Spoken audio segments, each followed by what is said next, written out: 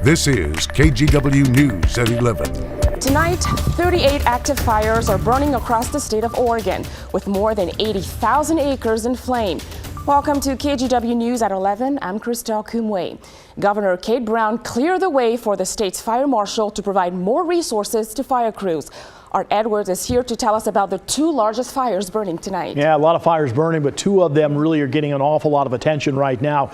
The fires have already consumed thousands of acres in Oregon, as we know. We just got word a short time ago that the biggest of the fires, the Double Creek Fire, is at over 23,500 acres now. A change in the weather has made the firefighters' job even more challenging right now. The Double Creek Fire, burning in Wallowa County in northeast Oregon, is threatening some buildings and has forced evacuations.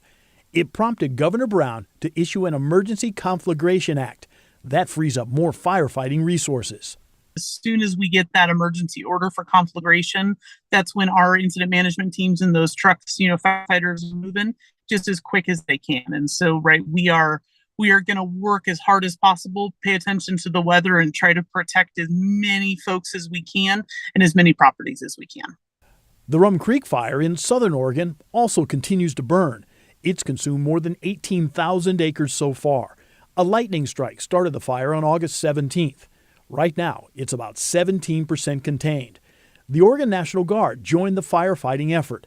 The weather has changed. A cold front moved in, and that's created a challenge. Cold fronts help moderate the temperature, they help moderate the weather, but there are big winds that bring the cold fronts in. And so when those cold fronts are coming in, it's a watch out for our firefighters on the ground because it means high winds. It really tested the lines on Rum Creek. Those lines held, but it did increase significantly the fire behavior on Double Creek. Air quality is also impacted. The football game between North Medford and West Linn, scheduled for North Medford, was moved to Eugene. This weekend, fire officials hope people exercise caution. We can't control the lightning, but we can, as humans, do our absolute best to prevent the fires that are human caused. Now, right now, there are nearly 3,000 people who are working to get control of those two large fires here in Oregon. Thanks, Art. Now, meteorologist Joe Ranieri is joining us. And Joe, you've also been following those fires, and some areas are experiencing red flag warnings as well as poor air quality, right? Exactly right. And that air quality is still going to be in effect through parts of the central and eastern side of the state until at least tomorrow afternoon. But Christelle, I wouldn't be surprised if it gets extended because we're still going to be dealing with some smoky and hazy conditions heading into the next couple of days. Here's a look at some of the watches and warnings that we have. That gray color is the air quality warning that will be in effect through parts of the eastern side of the state, just east of Baker City near Pendleton until tomorrow afternoon. But again, they're still going to be dealing with some smoky and hazy conditions, so there's a chance that could get extended heading into the next couple of days. Here's a look at the map that shows all of the current wildfires that are burning throughout the Oregon area and, of course, throughout the Pacific Northwest. Wildfire season has been relatively quiet, but within the last 2 weeks, that has quickly changed, as we've been telling you here the last couple of nights. Some of these fires getting really intense. Air quality has changed a little bit since we last chatted, but you can kind of see where it's going to kind of deteriorate over the next couple of days, where you see some of those yellows throughout parts of eastern Oregon and in central Oregon. That'll easily get into the unhealthy category heading into tomorrow. Very dry conditions. That's why we do have that red flag warning in place throughout southern Oregon. The other thing that's going to be a challenge if you have any respiratory issues because of that air quality is that smoke and haze. As we put this into motion, this shows you where all that smoke is going to be over the next couple of days, and it's going to be throughout parts of southern Oregon where you have that wildfire burning near Medford and Klamath Falls, and it's going to be pushing off to the east tomorrow and into the early part of the week and into Labor Day as well. Meanwhile, west side of the Cascades is going to be relatively quiet, but again, that could easily change with the shift in the wind direction. And coming up in my detailed forecast, I'll talk more about temperatures and what crews can expect to see heading into the next couple of days. Thanks, Joe. We'll keep an eye on that. Just leave. It's your home. I understand that. I've been evacuated, but it's not worth your life. Tonight, about 4,000 people are under evacuation orders in Weed, California because of the mill fire. Weed is about an hour and a half outside of Medford, Oregon. So far, about 100 homes and other structures have been lost and 2 people have been hurt. Officials say a major transmission line in Weed was damaged during the fire, leaving about 10,000 people in the region without power and internet. Cooling centers have been set up for those impacted. Fred Rusek is at one of those shelters tonight. He explains that he packed everything, including his 2 dogs, during the evacuation.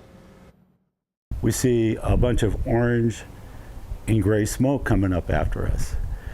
And we knew this is not good with this wind blowing this way. And about 10 minutes later, we got the message to leave immediately. Officials in Weed are now working to downgrade evacuation orders to warnings. Right now, the fire has burned more than 4,000 acres and is 25% contained. This all while fire crews are facing staffing shortages. Here in Portland, a new study shows Portland Fire is severely understaffed. And that lack of resources is significantly impacting response times. The study was commissioned by the fire department, but done by an independent firm. Right now, the city is down 30 firefighters, with more about to retire.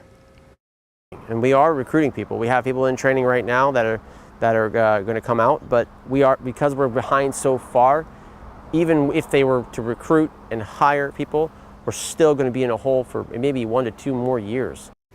The Firefighters Union is asking the city for permanent funding for 16 more full-time positions and an additional station in Southeast Portland.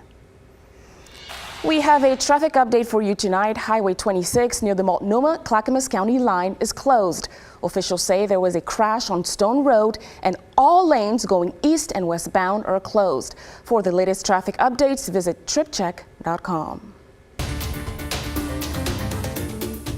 Now to an update on the cab driver who was shot Thursday morning on I-205. The suspect, 47-year-old Bradley Dylan Stanwood, appeared in court Friday afternoon to face multiple charges, including attempted murder. Police say 2 bullets hit the taxi near the Gleason Street exit. One went through the tailgate, the back seat, and then the driver's seat. Prosecutors believe the motive was road rage, but Stanwood's lawyer says this is a case of mistaken identity. The car that he was driving, when you let off the accelerator, it backfires. Pop, pop, pop, pop. I think he was mistaken for someone else. The judge set bail at $100,000, with Stanwood due back in court later this month. The cab driver, who police say called 911 with the plate number of the suspect's vehicle, is recovering in the hospital. In health news, thousands of doses of updated COVID boosters are now on their way to the West Coast, with shots available as soon as early next week. The boosters from Pfizer and Moderna have been reformulated to target the latest Omicron subvariants. While hospitalizations and case counts are down, health officials recommend getting this booster, especially as we head into cold and flu season. We never know when we'll get a new and different variant of COVID. And we never know when we do if it's going to be more infectious or if it's going to be more severe. Luckily, what we've seen so far as a trend is that it tends to be more infectious. The CDC recommends you wait at least 2 months after your most recent COVID shot or booster to get this new one. Kids as young as 12 are eligible for the Pfizer booster. Moderna is 18 plus. And there's one more thing to keep in mind. Officials recommend you get your flu shot at the same time as your booster. Well, in Washington, the earliest the boosters could be available is next Friday, provided there are no shipping delays. Before you go, make sure you check with your provider.